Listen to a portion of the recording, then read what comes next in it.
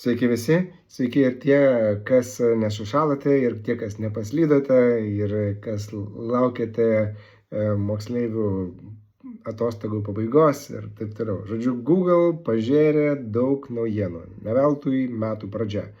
Nors dabar visi daugiausiai kalbame apie dirbtinį intelektą, kas ten tokio naujo atsiranda, agentai, kiti sprendimai, žodžiu, ir ten kiekvienas modelis yra vis nuostabesnis ir labiau nepakeičiamas.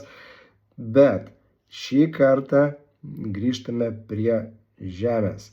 Apžvelgsime Google pokyčius, apžvelgsime tai, kas yra aktualu normaliems žmonėms, kas yra svarbu visiems dirbantiems su SEO, su Google Ads'ais, Search'u, Pamax'u ir kitais keiksmažodžiais. Nes, kaip ir sakiau, Google išlieka ir tikrai ilgai išliks, labai svarbus sprendimas.